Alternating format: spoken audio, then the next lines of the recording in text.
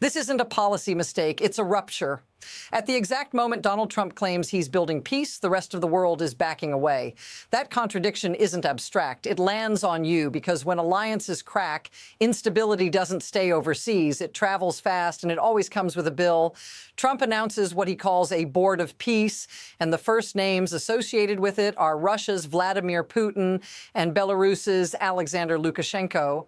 Other nations are described as openly refusing to join anything that includes them. At the same time, Trump is publicly floating threats involving Greenland and openly weakening NATO, the alliance that has anchored U.S. security for decades. Here's where the story flips. The people panicking first aren't Democrats or foreign leaders, they're Republicans. Senator Lindsey Graham posts a warning in real time, threatening bone-crushing sanctions if Syrian government forces keep advancing north toward Raqqa. He writes that this would permanently damage the U.S.-Syria relationship and says bluntly, if you think we're BSing, keep it up. That's not a backroom memo. That's a public alarm. Notice what's missing. No unified message, no clear chain of command. One side is praising and hosting Syria's new leadership. Another is threatening sanctions on steroids. In Syria, government forces led by Ahmed al-Shara, formerly known as Abu Muhammad al-Julani, are reported moving against the Kurdish-led Syrian Democratic Forces. Those same Kurdish forces are described as the boots on the ground that helped defeat ISIS, including the well-known Women's Protection Units. U.S. support for them has been withdrawn.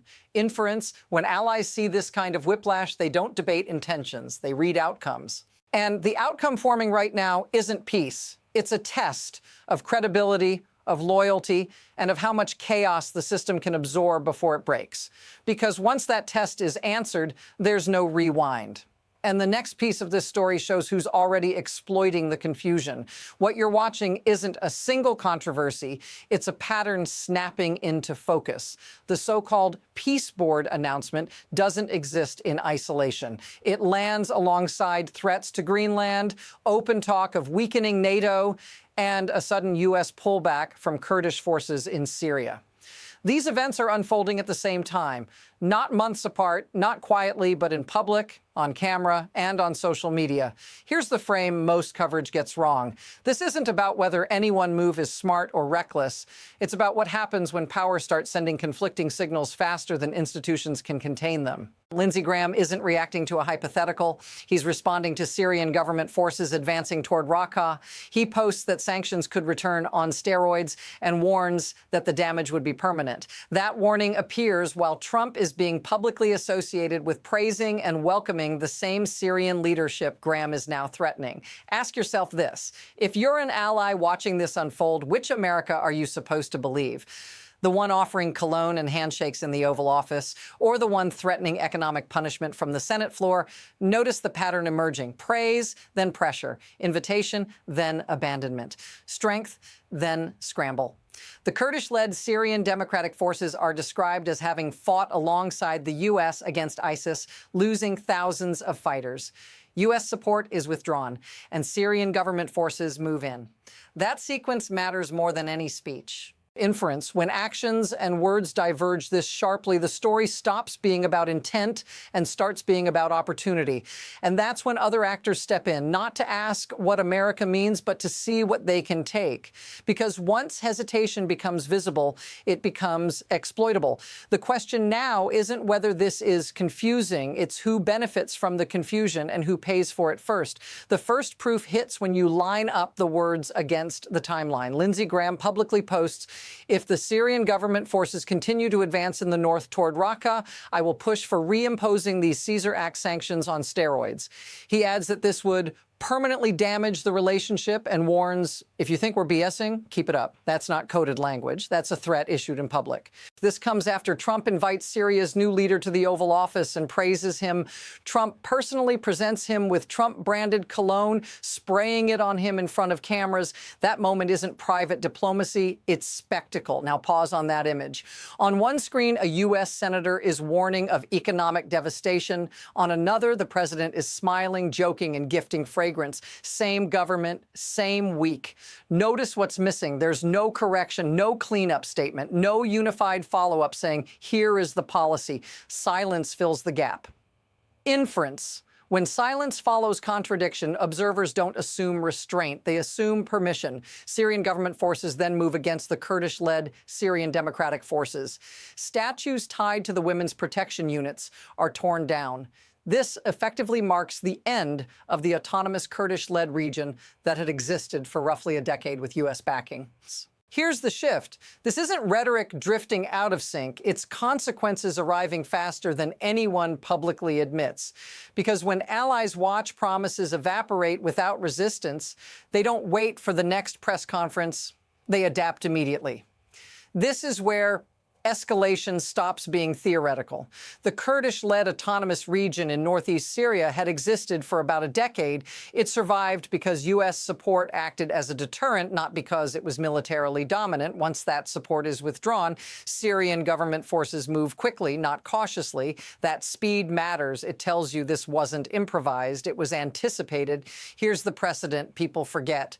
This isn't the first time allies have watched U.S. protection disappear overnight. And every time it happens, the lesson learned isn't subtle. Don't rely on guarantees. Move while the window is open. The Kurdish forces are described as the same fighters who served as the boots on the ground against ISIS in 2015 and 2016. Tens of thousands are described as having died in that fight. Now, the forces that replaced ISIS in Damascus are advancing against them with little resistance from the U.S. This is the normalization moment. Allies being thanked publicly, then sidelined quietly. Praise without protection. Honor without backing. Notice how fast this becomes routine. A region collapses, a statement gets posted, another crisis fills the screen, and the previous one fades without resolution. Inference.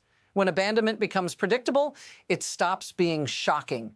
And that's when it becomes dangerous, because the next escalation doesn't wait for outrage. It builds on expectation. Now watch how fast this stacks.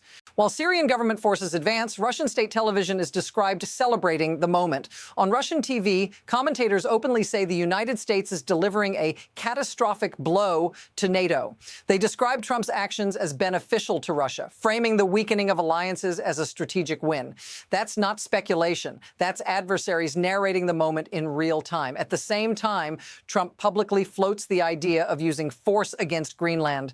Instead of shutting that down, Republican leadership is pushed into damage control mode, insisting it's chess, not threat. Speaker Mike Johnson goes on camera saying he doesn't foresee military intervention, while admitting allies are already paying attention and responding.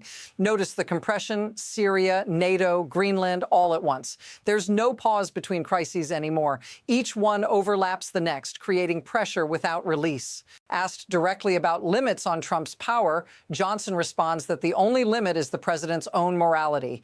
He rejects comparisons to kings, while defending the concentration of authority as necessary strength. Here's the mini-crisis inside the mini-crisis. When leaders start arguing about whether limits exist, instead of where they are, the system is already under strain. Inference. Speed replaces deliberation. Loyalty replaces coordination. And confusion becomes a strategic environment others know how to use. So ask the uncomfortable question: what happens if this pace doesn't slow? If each move triggers another before the last one is resolved? Here's where this stops being about flags and borders and starts touching real lives. The Kurdish forces being displaced aren't abstractions. They're described as communities that built schools, local councils, and women's protection units under U.S. backing. When that backing disappears, those structures don't slowly wind down, they collapse. Now pull the camera back to you. When alliances fracture this openly, the cost doesn't show up first in headlines. It shows up in prices, in risk, in instability that quietly bleeds into everyday life.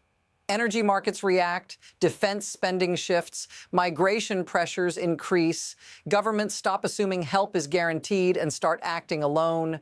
Trump himself previously said of the Kurds, "They fought with us, they died with us." He added, "We don't forget." Those words are on record. The actions that follow tell a different story. Notice the gap. What's remembered in speeches isn't what's protected in practice. Inference. When trust breaks at the top, it doesn't stay there. It cascades downward. Contractors' families, soldiers, aid workers, people who made decisions based on American commitments are forced to absorb the fallout. And you don't need to live in Syria to feel this. When the world stops believing U.S. guarantees, instability gets priced into everything, from trade routes to security assumptions to how fast the next crisis reaches your screen. If this feels familiar, say so in the comments. The reason this keeps happening isn't chaos. It's incentives. Power doesn't operate on promises. It operates on leverage. When signals are inconsistent, leverage doesn't disappear. It shifts. Leaders, allies, and adversaries all respond to the same thing: who can act, who will hesitate, and who benefits from spectacle. Here's the mechanism. Public unpredictability creates private bargaining power. When outcomes feel unanchored, everyone starts negotiating directly for advantage, not stability. Trump repeatedly frames strength as personal authority. Republican leaders defend this by saying limits exist only through morality, not process. At the same time, institutions meant to stabilize foreign policy, alliances, treaties, deterrence, are treated as flexible or expendable. Notice what that enables. Decisions stop flowing through systems and start orbiting individuals. Inference. In that environment, loyalty becomes currency. Access becomes leverage, and consistency becomes optional. That's why spectacle matters. The Cologne moment, the threats to Greenland, the public praise followed by sanctions talk. These aren't sideshows, they're signals about who matters and how power is exercised. The unsettling insight is this: systems don't fail when leaders break rules once. They fail when everyone else starts adjusting to the idea that rules might not apply tomorrow. And once that adjustment sets in, momentum takes over. Here's where the trajectory splits, and neither path is clean. Republican leadership is publicly closing ranks. Speaker Mike Johnson goes on BBC defending Trump as a strong commander-in-chief, rejecting comparisons to kings, insisting Congress is consulted daily. He urges Republicans to run with Trump, claiming his policies are popular and working. Senator Ted Cruz goes further, saying it is overwhelmingly in America's national interest to acquire Greenland. That's one path. Consolidation, normalize the unpredictability, frame it as strength, treat backlash as noise, and move faster, not slower. Inference. On this path, allies don't wait for reassurance. They hedge, they build parallel arrangements, they reduce exposure. The U.S. still acts, but increasingly alone and with fewer guardrails. The other path is quieter, but it's visible. Lindsey Graham publicly warns of sanctions, hearings, and permanent damage to relationships. He says Congress would want briefings ASAP. Even as leadership defends Trump, concern about balance of power is being raised out loud on camera. Inference. On this path, friction grows inside the system. Not open revolt, but resistance through process, delay, and oversight. Here's the tension. Both paths can exist at the same time. And that's unstable because when momentum and resistance collide, outcomes don't resolve neatly. They break sideways. Here's the insight that ties all of this together. This story isn't really about Trump or Syria or Greenland. It's about what happens when credibility becomes optional. When power is projected without consistency, the world doesn't argue with it. It tests it.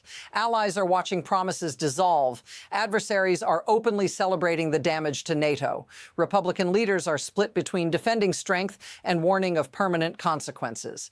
Inference. Once credibility cracks, every move after that costs more. Here's the reframe.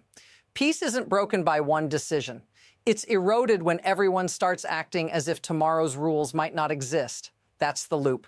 When unpredictability becomes strategy, the next crisis isn't an accident, it's an invitation. If you want to understand where this goes next, before it hits the headlines, follow and subscribe, because the most important signals are never the loudest ones.